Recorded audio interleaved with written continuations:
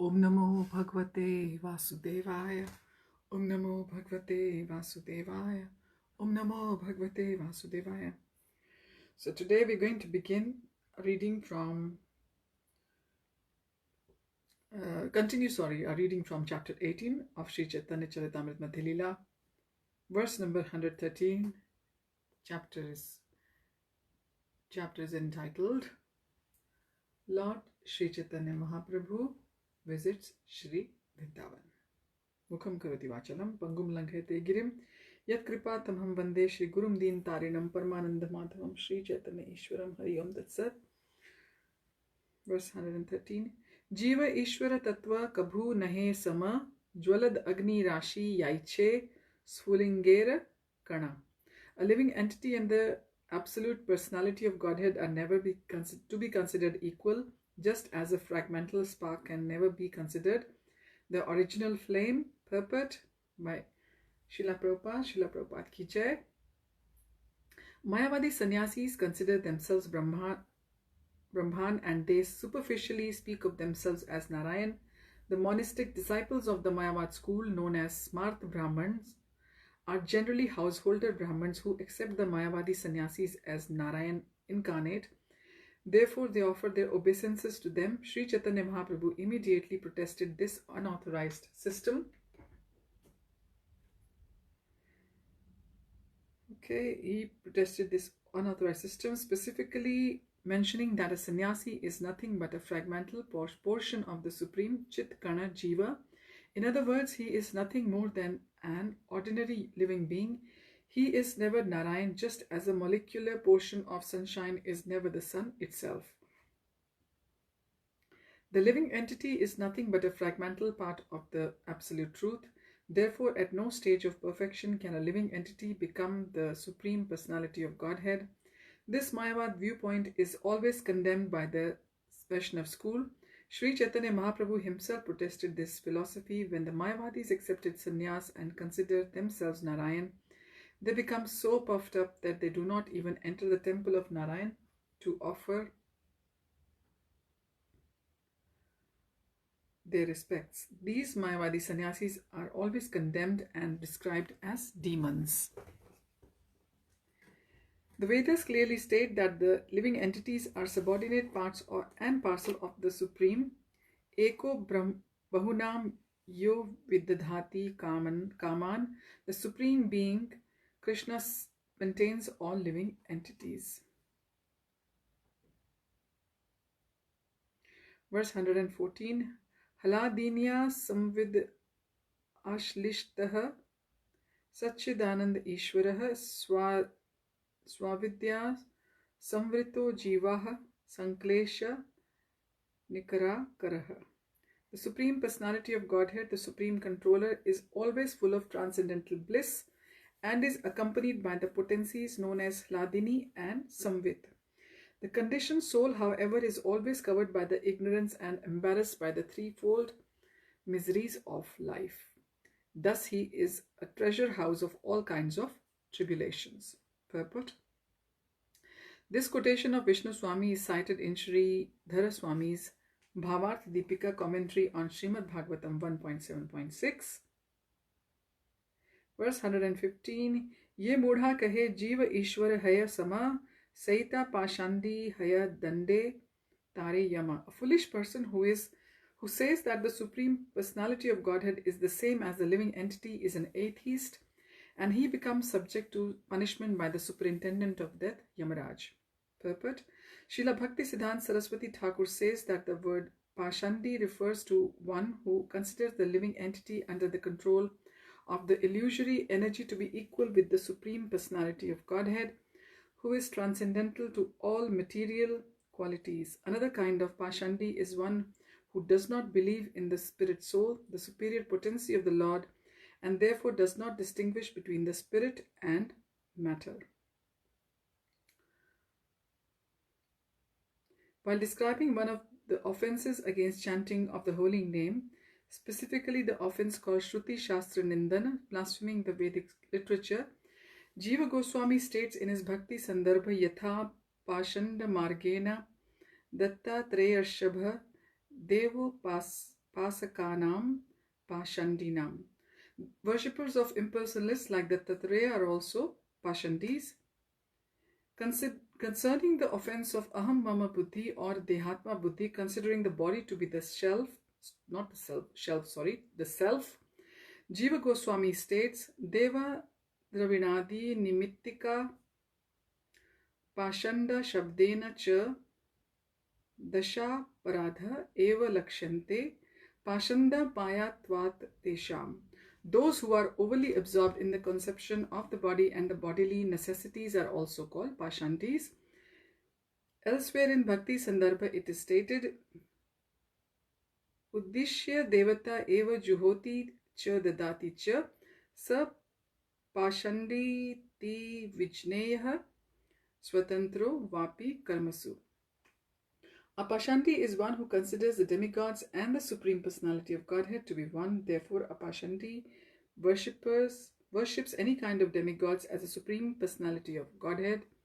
One who disobeys the orders of the spiritual master is also considered a Pashandi. The word Pashandi is a non-devotee who does not accept the Vedic conclusions.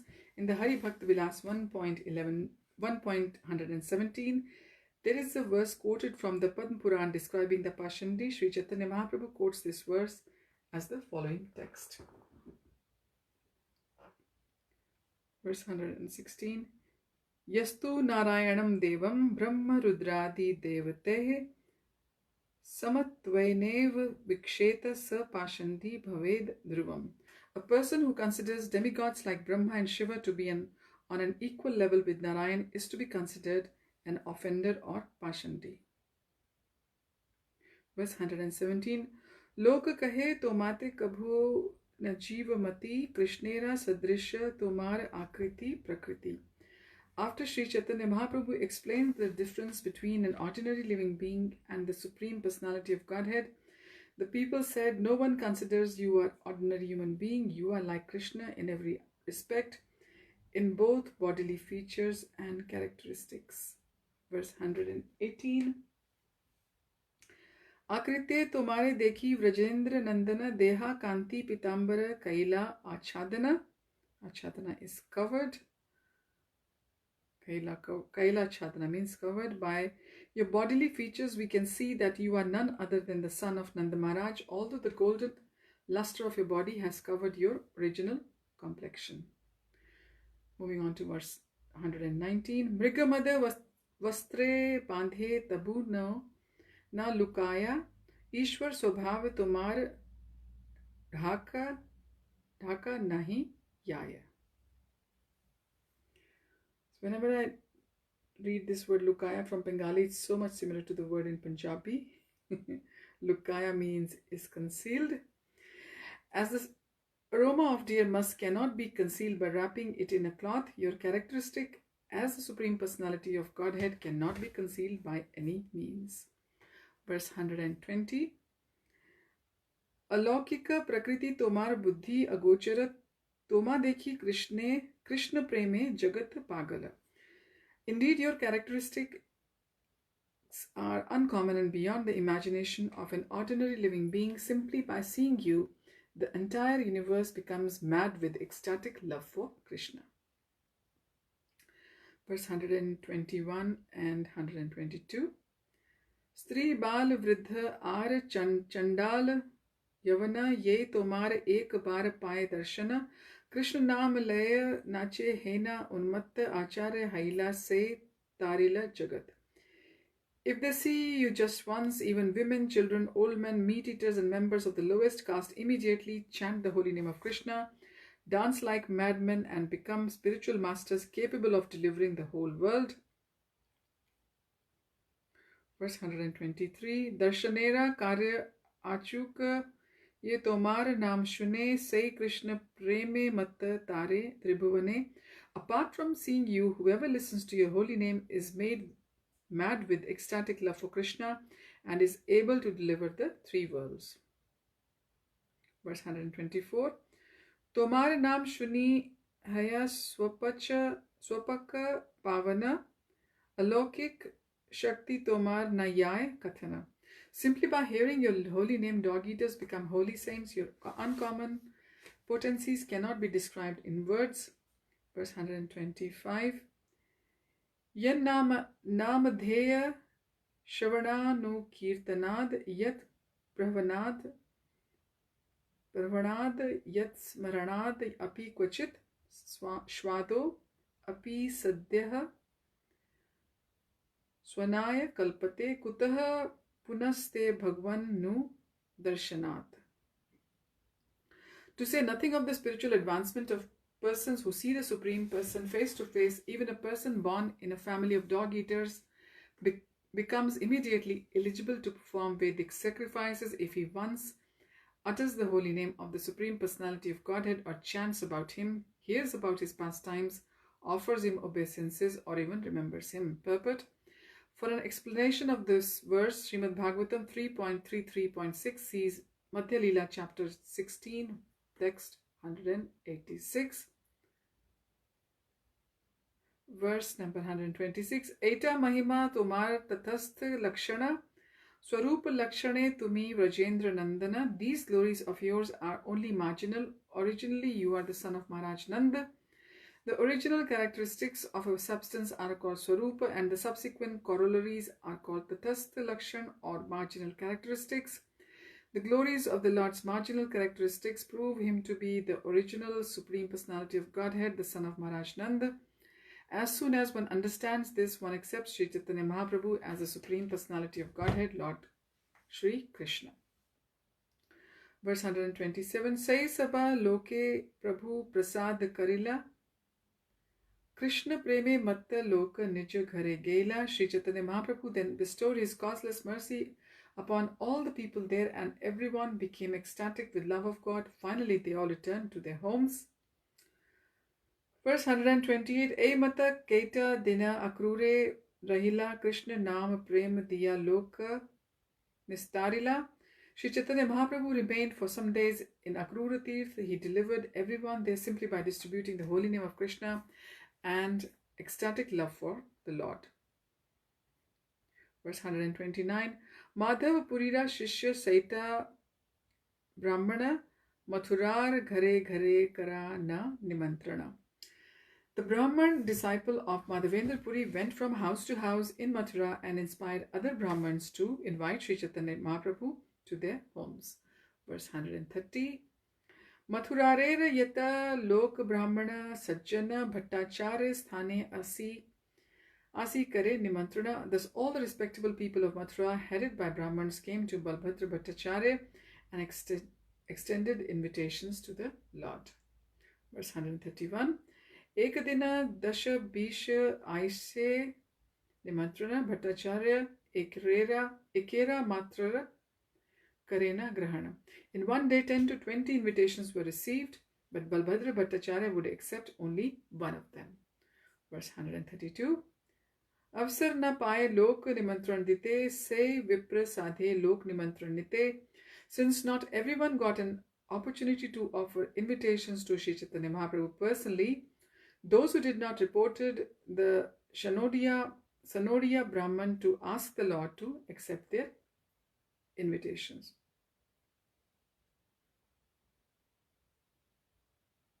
I'll repeat this. Since not everyone got the opportunity to offer invitations to Caitanya Mahaprabhu personally, those who did not requested the Sanodia Brahman to ask the Lord to accept their invitation.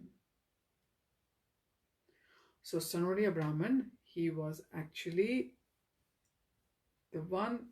If he was requested first, then the invitations were requested for Lord to attend their programs in the house of the Brahmins.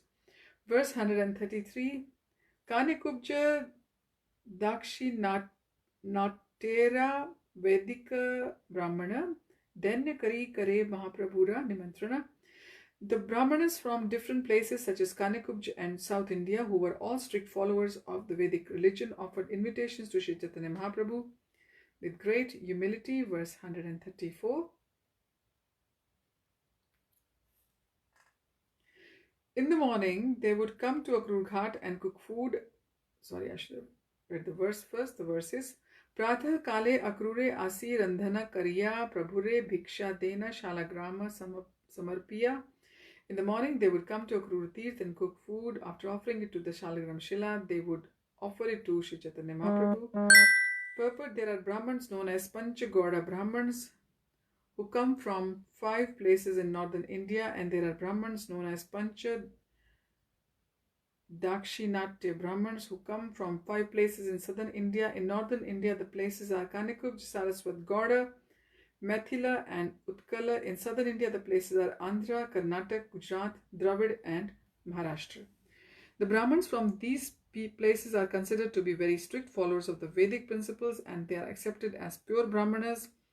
They strictly observe Vedic principles and are not polluted by tantric misdeeds. All of these Brahmins respectfully invited Caitanya Mahāprabhu for lunch.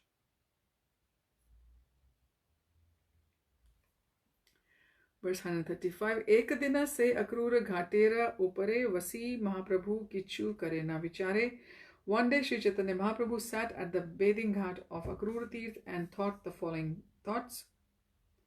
Akrura Tirth, this is the purport. Akrura Tirth is located on the road between Vṛndāvana and Mathura. When Krishna and Balram were being taken to Mathura by Akrura, the Lord rested at this place and took his bath in the Yamuna. Then when Krishna and Balram took their baths, Akrura saw the entire world of Vaikuntha within the water.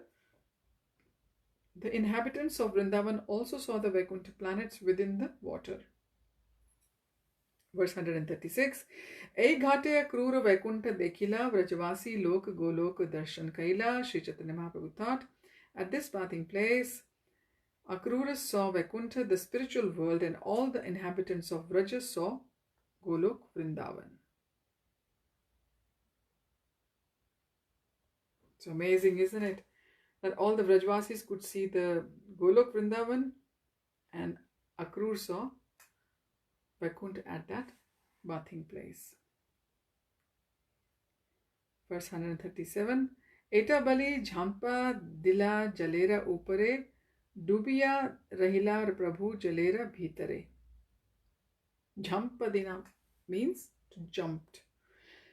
To have jumped. While considering how Akrura remained within the water, Sri Caitanya Mahaprabhu immediately jumped in and stayed underwater for some time. Verse 138. Dekhi Krishnadas kandi pukar karila bhattacharya shigra asi prabhure uthaila. When Krishnadas saw that Caitanya Mahaprabhu was drowning, he cried and shouted very loudly. Balbhadra Bhattacharya immediately came and pulled the Lord out. Verse 139. Tabe Bhattacharya sei brahmane lena yukti karila kichu nibrite vasiya. After this, Balbhadra Bhattacharya took the Shanodiya Brahman to a secluded place and consulted with him. Verse 140. Ajiyami achilana uthailun prabhure Vṛndāvane dubena yadi ke uthabe tandre. Balbhadra Bhattacharya said, since I was present today, it was possible for me to pull the Lord up, but if he starts to drown at Vṛndāvana, who will help him? Verse 141. Lokera sanghata ar nimantranera janjal nirantar aveshe prabhura na dekhiye bahal. Na dekhiye bahal, I do not see any good in this. Like we used dekhbhal in Hindi. Now there is a crowd of people here, and these invitations are causing much disturbance. In addition, the Lord is always ecstatic and emotional. I do not find the situation here very good. Verse number 142. Vṛndāvana haite yadi prabhure kadiye tabe mangal haya ei bhal yukti hai. It would be good if we could get Sri Caitanya Mahaprabhu out of Vṛndāvana. That is my final conclusion. Verse number 143. Vipra kahe prayage prabhu lena yae ganga tire pathe yae tabe sukha paye. The Shanodiya Brahman said, let us take him to Prayag and go along the banks of the river Ganges. It will be very pleasurable to go that way. Verse 144. Soro kshetre age yan Kari Ganga Snana Se Pathe Prabhu Lena Kariye Payan. After going to the holy places named Sorokshetra and bathing in the Ganges, let us take Sri Caitanya Mahāprabhu that way and go. You know, whenever I'm reading this bathing and bathing, I'm always thinking in my head, should I say bathing or bathing? I'll check later on. Verse 145. Maghamas lagila ebe yadi yae makare prayag snana keita dina pae. It is now the beginning of the month of Magh. If we go to Prayag at this time, we shall have an opportunity to bathe for a few days during Makar Sankranti. We had it last month in January. Purport: bathing during this month of Magh and the Magh Mela still takes place. This is a very old Mela or an assembly dating from the time immemorial. It is said that ever since the Lord in the form of Mohini took a bucket of nectar and kept it at Prayag, holy men have gathered there every year and observed the Magh Mela. Every 12th year there is a Kumbh Mela, a great festival, and all the holy men from all over India assemble there. The Brahman wanted to take advantage of the Magh Mela and bathe there. Bathing at the confluence of the Ganges and Yamuna near the fort at Allahabad Prayag is mentioned in the revealed scriptures. Maghe Masi Gamishyanti Ganga Yamuna Sangamam Gavam Shata Sahasraya Samyog Dattam Cha Yat Phalam Prayage Maghe Mase Vai Tri Aham Snatasya Tat Phalam. If one goes to Prayag and bathes at the confluence of Ganges and Yamuna in the month of Magh, he attains the result of giving hundreds and thousands of cows in charity. Simply by bathing for 3 days there, he attains the results of such a pious activity. Because of this, the Sanoriya Brahman was very eager to go to Prayag and bathe. Generally, Karmi or the fruitive laborers take advantage of bathing there during the month of Magh, thinking that they will be rewarded in the future. Those who were situated in devotional service do not very strictly follow this Karma Kandiya process. In other words, once involved in devotional service, they are not looking for any shortcuts. Verse 146. Apanara dukkha kichu kari nivedana makara panchasi prayage kariha suchana. The Sanoriya Brahman continued, kindly submit to Sri Caitanya Mahāprabhu the unhappiness you are feeling within yourself, then propose that we all go to Prayag on the full moon of the month of Magh. Verse 147. Ganga tir pathe sukha janayah tanre bhattacharya asi tabe kahila prabhure. Tell the Lord of the happiness you will feel in travelling via the banks of the Ganges. Balbhadra Bhattacharya therefore submitted this prayer to Sri Caitanya Mahāprabhu. Verse 148. Sahite na pari ami lokera gadbadi nimantrana lagi lok kare huda hudi. Huda hudi, as we read in earlier verses also, it means hurrying. And gadbadi, of course, just like Hindi, disturbance.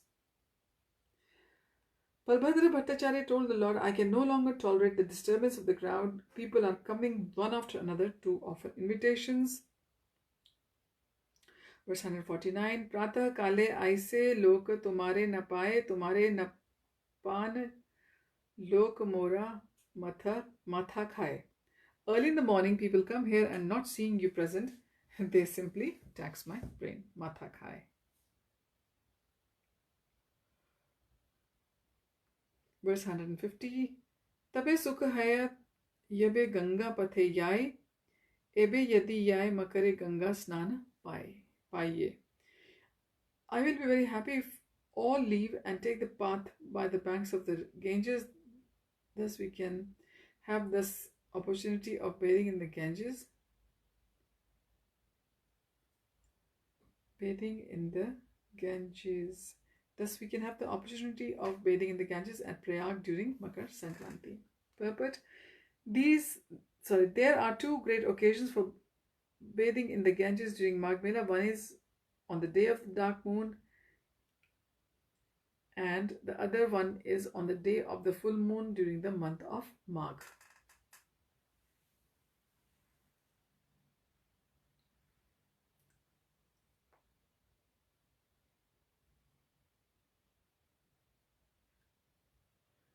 Verse 151. So that means in Magh, both the on a dark moon night and on the full moon night, both the bathing times are considered auspicious. Verse 151. Udvigna haila prana sahite na pari prabhura ye ajna dhya se shire dhari.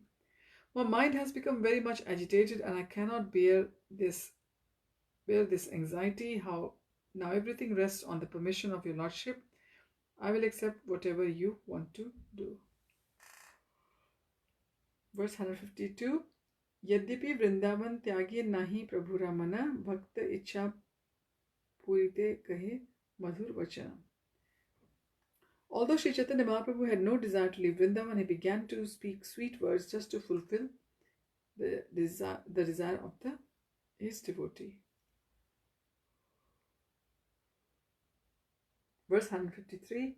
Tumi amai ami dekhaila Vrindavana ei rina ami nariba karite shodhana. Sri Caitanya Mahāprabhu said, you have brought me here to show me Vrindavan. I am very much indebted to you and I shall not be able to repay this debt.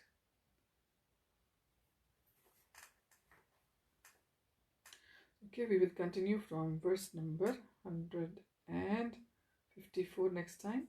Thanks for joining. Hare Tat Sat. Hare Krishna.